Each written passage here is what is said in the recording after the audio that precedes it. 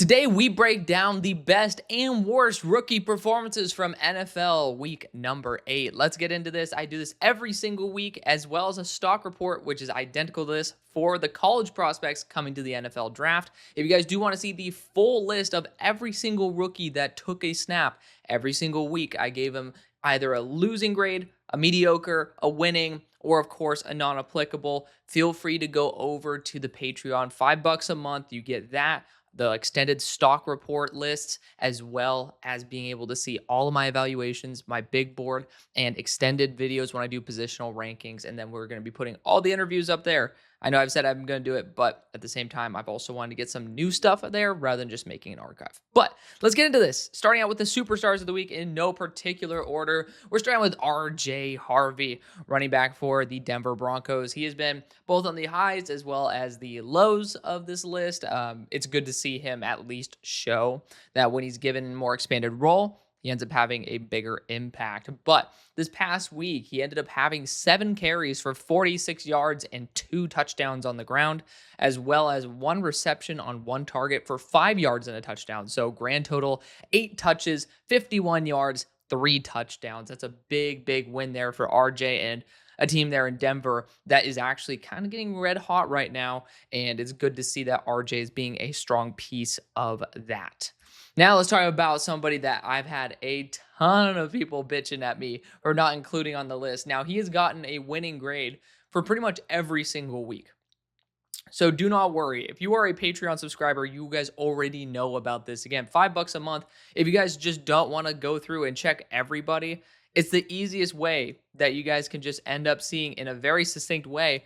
Are they doing all right? And then why are they doing the way that they are? So it's just very succinct. I want to make sure I take the guesswork out of you guys, being able to go and do the research myself. It makes the product better for you as well as for me. But regardless, Deon Walker has been doing a great job this entire year, which is crazy because major leverage issues and had all these big question marks in terms of the regression. Like, I fell in love with him as a true freshman at Kentucky, and my love for him started fading really quickly because there's a lot of parts of his game that needed to be improved upon.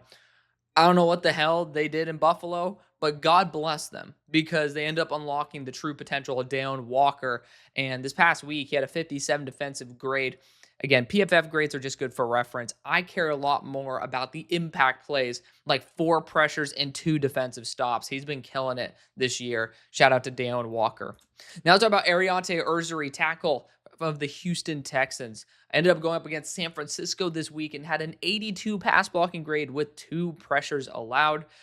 He is getting to the point where we're being very comfortable with him as the starting option at tackle. He's had those really weird, stupid reps where I think there was a corner blitz and he just completely ignored it. Guys are going to have some growing pains. And, if you make a dumb decision here, a dumb decision there, right now there's enough of a gap to where, or enough of a cushion, I should say, to be able to have some reps like that if he continues playing the way he does on average. I really love the way that he is overall played, though. So shout out to Ariante Urzuri, tackle for the Texans. Oronde Gadsden II has been phenomenal as a receiving tight end for the Chargers. I do still want someone to be more of that true tight end 1 for the inline blocking purposes. I mean, tight end 2, tight end 1, who gives a shit? He's been fantastic, though, in terms of the receiving production this year. Another week of great performance with 5 receptions on 5 targets for 77 yards and a touchdown. Again, Gadsden, I was very excited for the role he would have in this offense. I did not think it was going to be this good.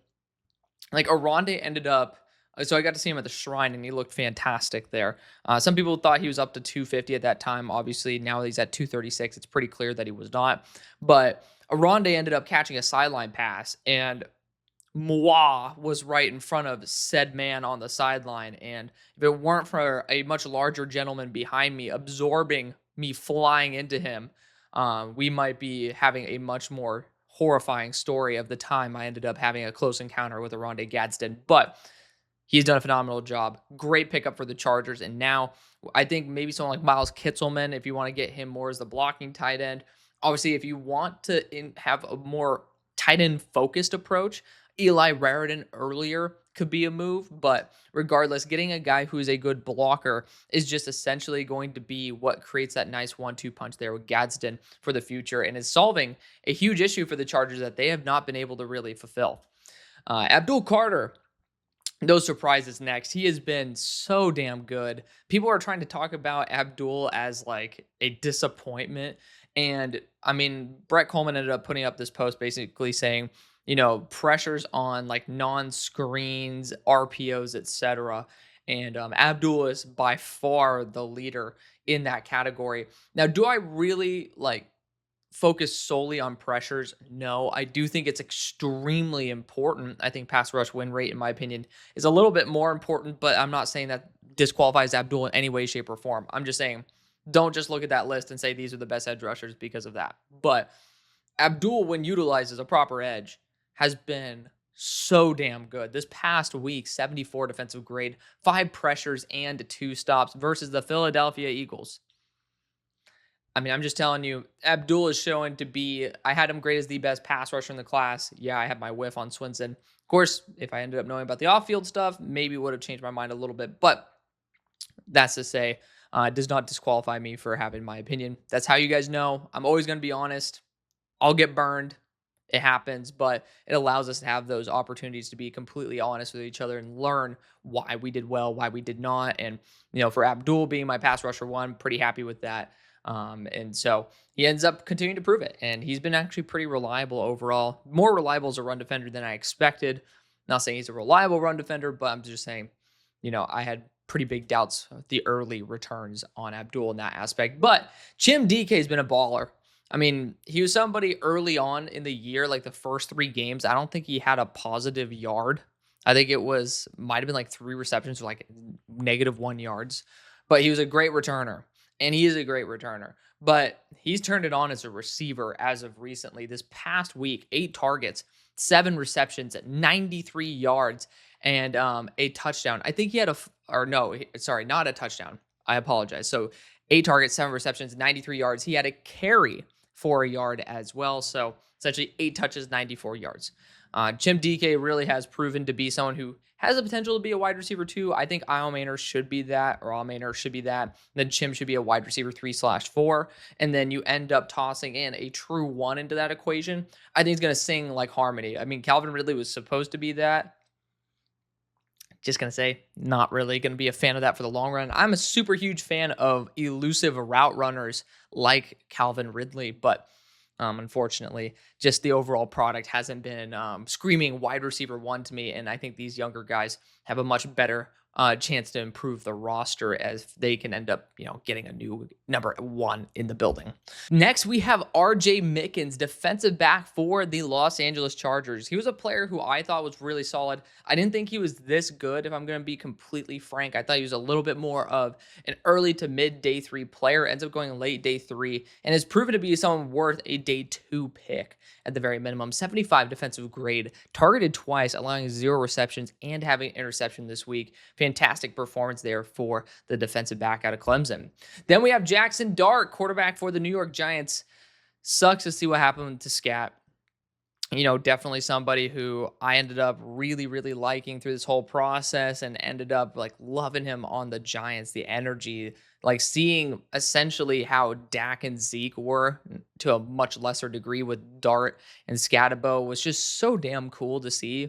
Like, it's always nice to see an RB1, QB1 combo get drafted at the same time and have that camaraderie. But wishing Scatabo the best. But Jackson Dart going up against the Eagles again ended up having a really solid day. 24 throws, 14 completions, 193 yards, a touchdown, 0 interceptions. But the big thing I love is 3 big-time throws, 0 turnover-worthy plays. On top of that, he had 6 carries for 17 yards and a rushing touchdown. So, for me, 2 total touchdowns, had over 200 total yards, and had the 3 big-time throws without a single turnover-worthy play. Especially in a pretty damn depleted offense. I think that is a huge, huge win there for Jackson Dart amidst all the negativity. I think it's a very positive thing to see. But we do have some more winners to talk about, some more stars of the week. Teddy Buchanan's been on the top and bottom of the set lists. This week, he had a 59 defensive grade, 2 pressures, and 5 defensive stops. Targeted once, allowing a reception for only 1 yard. A really damn good performance there for the linebacker for the Ravens. Then you got Carson Schwezinger. He did get injured in the fourth quarter, but in essentially 3 quarters plus, I believe, 8 minutes of play, he had a 75 defensive grade, a pressure, 2 defensive stops, targeted once, allowing reception for 19 yards, but did end up coming away with an interception as well. So great performance for Carson. I think he's not going on IR. Like, as of when I ended up putting this information in, he was not scheduled for IR. Fingers crossed that is true. Jahdae Barron, defensive back for the Denver Broncos, is on this list as well. He could have been a superstar of the week, but he only had 15 reps this past game. With Patrick Surtain going down, there's a strong chance that he's going to get a much larger role. But this past week, a 90 defensive grade, a defensive stop, targeted once, line 0 receptions for 15 reps with an interception. So really good performance right there. Obviously, again, PFF grades, not the end all be all, but it's a great reference nonetheless. Then we end up having Tetaroa McMillan, the wide receiver for the Panthers. This past week, 10 targets, 7 receptions, 99 yards. This guy's just an absolute churn and burn machine. Like, the definition of consistency, and essentially, apart from Gadsden, the definition of consistency from the tight end class has been Harold Fannin, the tight end for the Cleveland Browns. He was targeted 7 times, getting 6 receptions for 62 yards and a touchdown. I will say this, Tyler Warren also was a winner. I can end up tossing him into this equation, of course, as well. The one thing that bugs me about Warren, because I think he is talent-wise, overall as a tight end, maybe not as a player, because I think Harold Fannin in his own right has some claims. Aronde Gadsden as a receiver has his own claims, but overall as a tight end, Warren is the true best in the class. I don't understand why he continues to dropping a pass a week. It's every week. He has a really good stat line, and it's always muddied by a drop. I don't understand it. It's literally been the past 3 weeks. It might have been more than that as well. Colts fans, feel free to chime in on that if you guys have a little bit more insight, but I don't understand where this dropping consistency has come from. But regardless, yes, we end up talking about Woody Marks next. 11 carries, 62 yards, 4 targets, 4 receptions, 49 yards, grand total 15 touches, 111 yards. I mean, talking about nearly 10 yards per touch in the first place. But on top of that, Woody Marks, finally, Houston giving him a larger role. Fingers crossed that continues, because every time they do, he produces. So they traded up for the guy, if I'm not mistaken, as well. I don't know. Like, maybe use the guy who's producing and you've invested in. There's my thoughts right there. Dante Trader had a fantastic week. He was the top graded defender for the Miami Dolphins after being the bottom graded player several times, but 83 defensive grade and a pass breakup. Then we talk about Travion Henderson. Finally, not even getting receptions in the receiving game, not even getting targets in the receiving game, but he still ended up producing on the ground. 10 carries, 75 yards, and a touchdown with 5 missed tackles forced.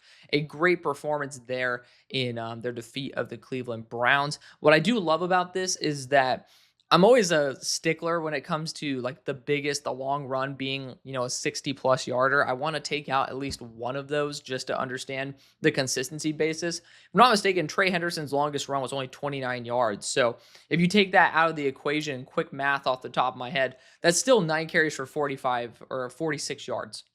Like, that alone is still a very respectable stat line. So being able to like loop that all in together, I love being able to see Trey Henderson at least show that the talent absolutely is there. Maybe the production hasn't justified where he's taken the second round, but I'm excited to see him continue to grow in that aspect. Armand Membu, tackle for the Jets, is next. The whole entire line ended up dominating this past week. That's the only reason he's not on the superstars of the week. It's not like everybody else was struggling. He ended up being a superstar, but 69 pass blocking grade with 0 pressures allowed. Technically a better statistical performance than Ariante Urzuri, but I do think Urzuri's performance this past week was a little bit more of a rigorous one than how Membu ended up performing or ended up going up against. So it's weird, but I do think that, the translatability week to week has been great for Membu. I actually just wanted to give a little more credit to Urzuri too.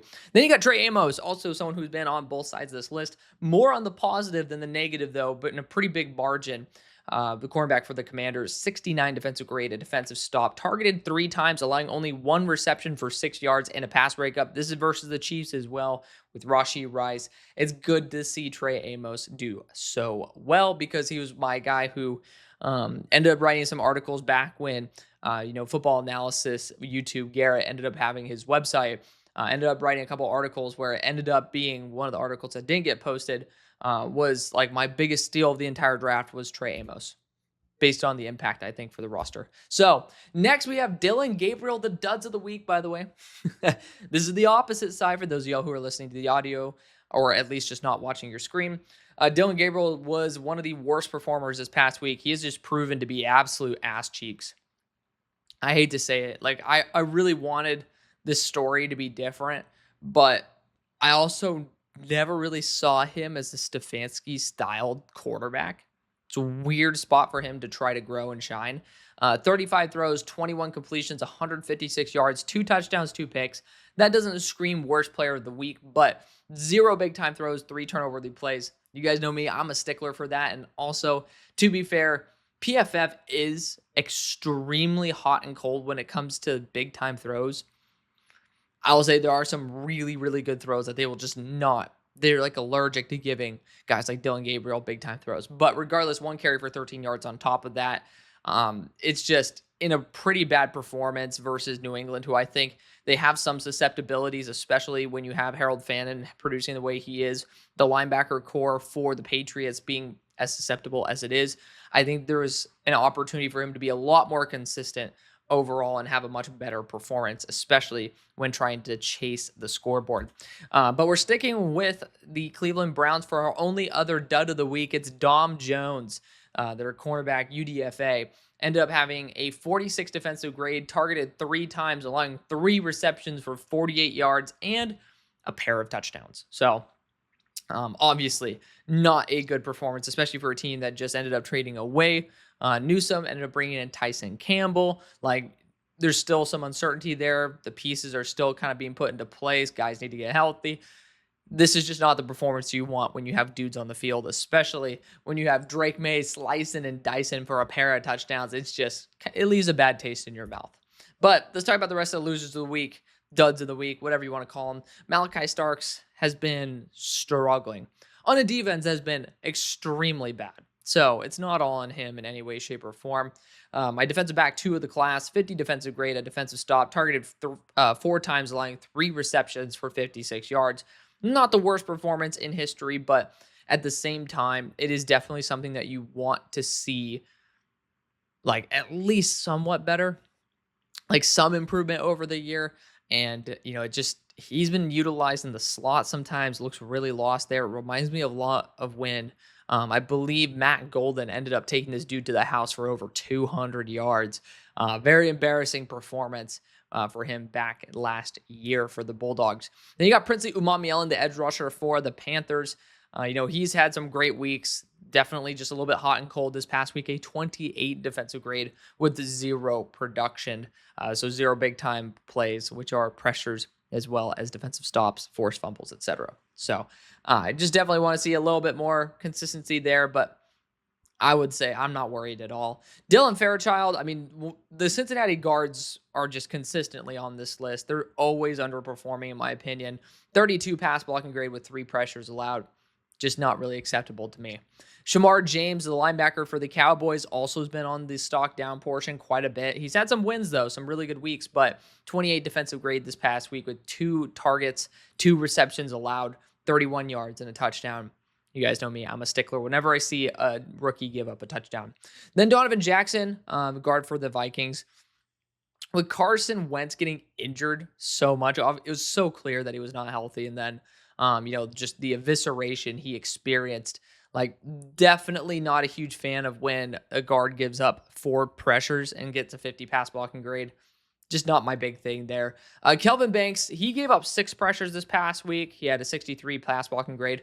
But the reason I really did put him on this list is because sometimes guys will have like an 85 run blocking grade. Like Connor Colby this past week, he ended up having, I believe it was like an 80 or an 85 run blocking grade with like a 30 pass blocking grade. And yes, end all be all PFF, it's just a good reference, right? But Um, when you end up having 6 pressures allowed, and again, rookie quarterback, yada, yada, but then a 57 run blocking grade as well. There's been so much positive news about Kelvin Banks. This is a 1-week sample size per episode. So again, this is not saying, oh, Kelvin Banks, I'm bad on the year. No, just this past week. Hey, there I ended up screwing up. Corey Black is not on Green Bay. He is on the I keep wanting to say the Packers. He's on the New York Giants. We'll talk about him in a second, but Kelvin Banks, definitely somebody that has had a lot of really positive games, ends up not having one this past week. But Corey Black, corner for the Giants. You guys know me. I always have one mistake per episode. Ended up having a 32 defensive grade, targeted once, allowing a reception for 40 yards and a touchdown. First game of his entire career ends up being a really bad one. Again, not for the Packers, for the Giants. Then we have Francisco Mauigoa, has been on the positives as well as the negatives on this list. A little bit more on the negative side. 31 defensive grade, targeted once, allowing a reception for 9 yards, no stops, no pressures. Jalen Lane. He was honestly somebody I almost, if I had more guys having like bad weeks, I would have probably put him into the the duds of the week. Targeted twice, getting 1 reception for 0 yards and had a drop. Similar to how I don't like defensive players allowing touchdowns, I don't like wide receivers and tight ends getting drops. Also, you could have told that by how I talked about by Tyler Warren earlier. Then we have Josh Connerly Jr., the tackle for the Commanders. Also has been on the downside of this list several times. I did not like the pick in the first place because I did not think it was a good fit at all. He struggled at right tackle when he was at the Senior Bowl. Ends up going to a team where he has to play right tackle versus NFL edge rushers. Always thought that was just a horrible decision, and honestly something that makes me very, very concerned about his development. But 57 pass blocking grade with 5 pressures allowed. That's going to be the video, though. Thank you again for watching, showing the love you always do. I'll see you later. Peace.